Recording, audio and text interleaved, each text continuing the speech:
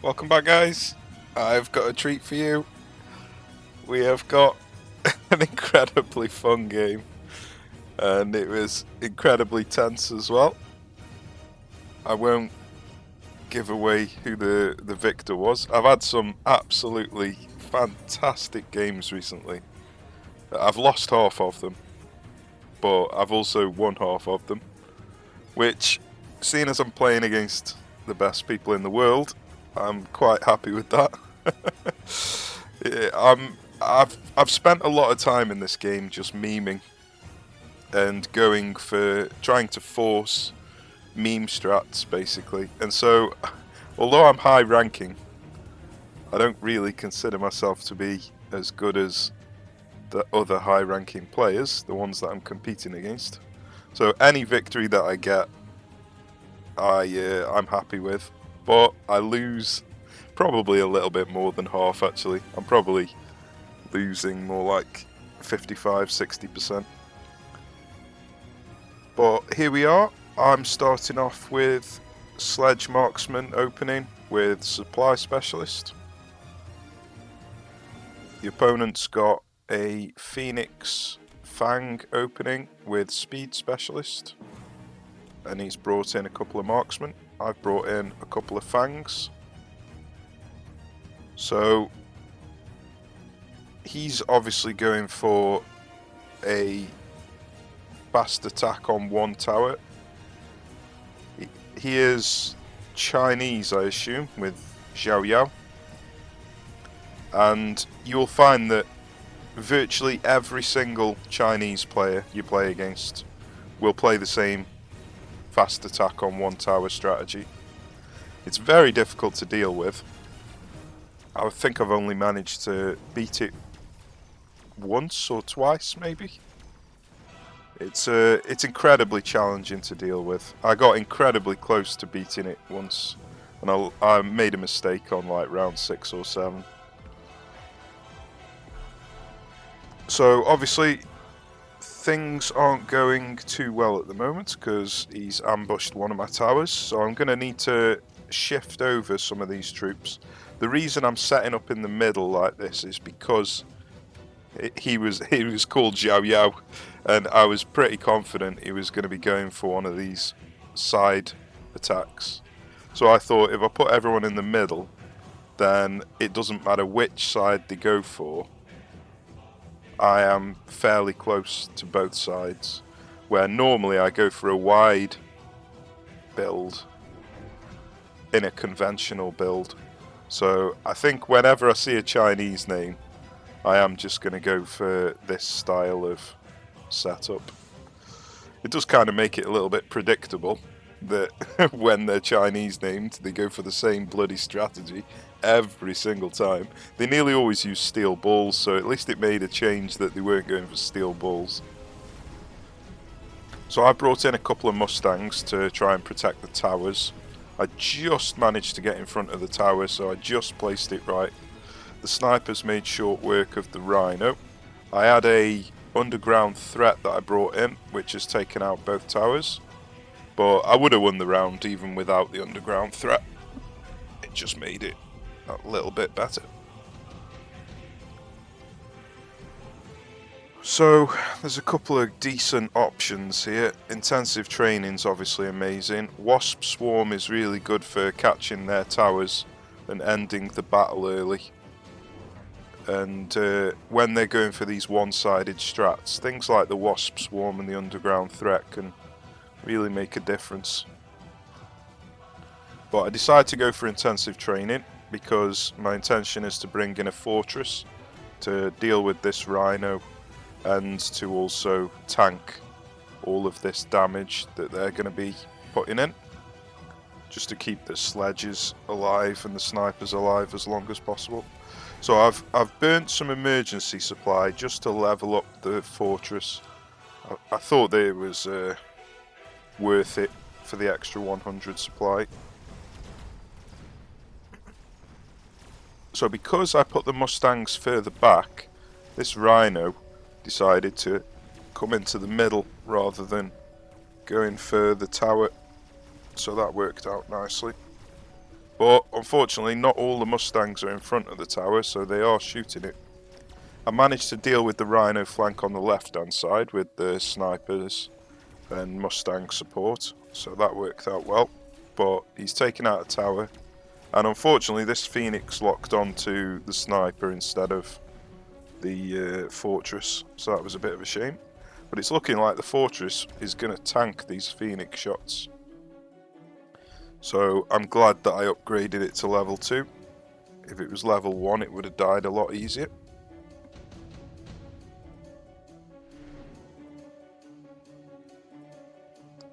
Okay, so there's a couple of different options here. I decided to go for the amplifying core for the extra damage, so it doesn't take quite as many shots to kill this Rhino. Leveling up the snipers. He's bringing in another Rhino and some crawlers. Not quite sure where he put the crawlers. Is this them here? So he's trying to get my fortress to target the crawlers instead of the Rhino.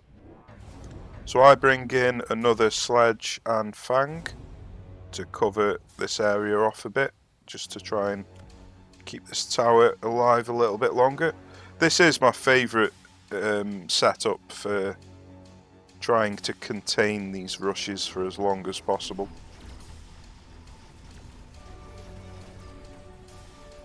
It works well against all different types of enemy army compositions. Now unfortunately, because he's put photon coating on, I'm not going to manage to deal with these rhinos, it doesn't look like, but it's incredibly close. Look how much health he's got. So he managed to get the tower with a sliver of health. So that was incredibly close, that round was. So I only need a little bit more support on that left hand side to keep the tower safe, and then I would have won that round. Or at least I would have been close to winning the round. I don't know whether I would have actually won, but...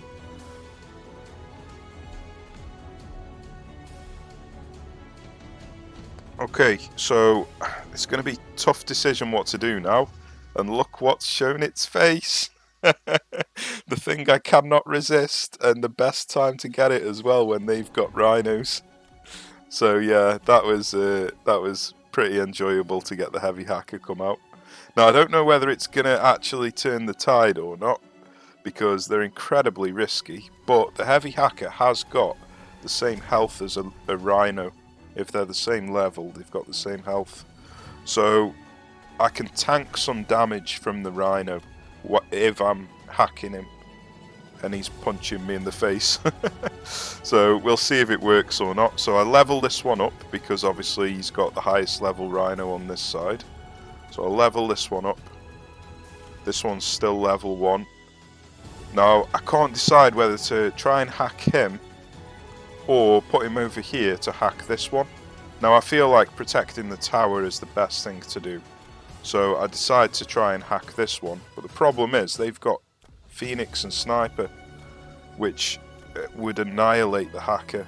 So I need to put it quite far back, but I also need it close enough ahead to start the hacking as early as possible. So I decided to put some rockets in, just to slow them down, so the photon coating wears off earlier before they get into the fight. And the hacker's in, and he's managed to hack one steel ball. Let's see what happens over here. This is tense, this is. Unfortunately the hacker on this side died, but I put the enhanced hacking on where it regains the full health and managed to hack this level 3 rhino on this side.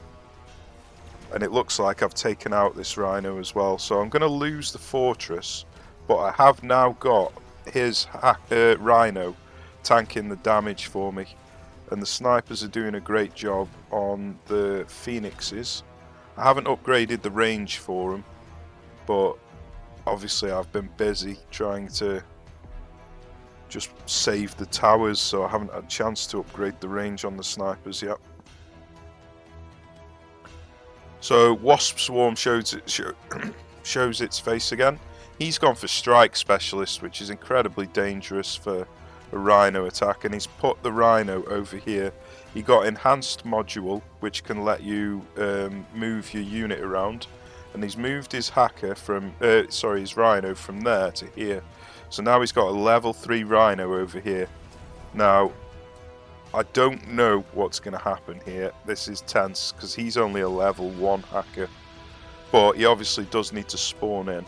Now, I've got the Underground Threat and the Wasps coming in, so they might manage to take the towers out, which could potentially turn the tide of the battle, which is why I like going for these abilities when they're going for these crazy rushes.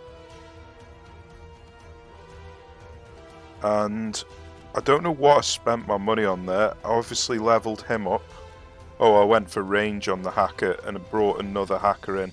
Now, I was pretty confident he was going to be going for one of these flanks, so I got another hacker and put him in over here to protect.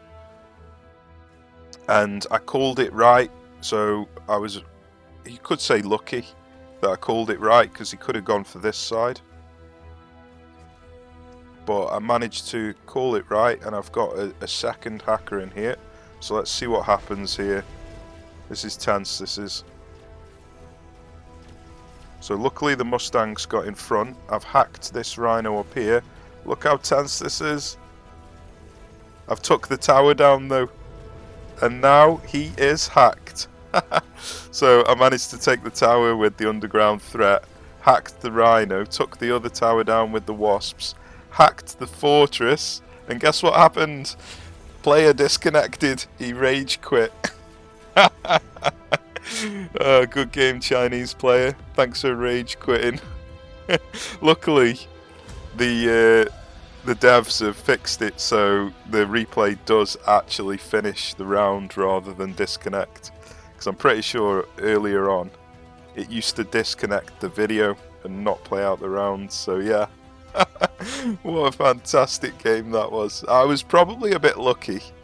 Because well, first of all, I got the heavy hacker upgrade, which I probably wouldn't have even chosen hackers if I hadn't have got the heavy hacker upgrade in the card pool. So that was obviously one bit of luck. It was divine inspiration.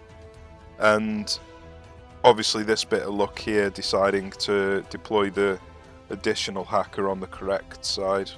Because if I'd have deployed it on this side here, then, well, I would have lost. Well, I would have lost the round anyway. So yeah, crazy battle, and an angry Chinese man. Oh dear. Well, I hope you enjoyed it. Join me again in the next one, and I've got a lot of replays to get through. And a lot of them are fantastic games. But the problem is, I don't know which one's which. I don't know which are the fantastic games and which are the meme games.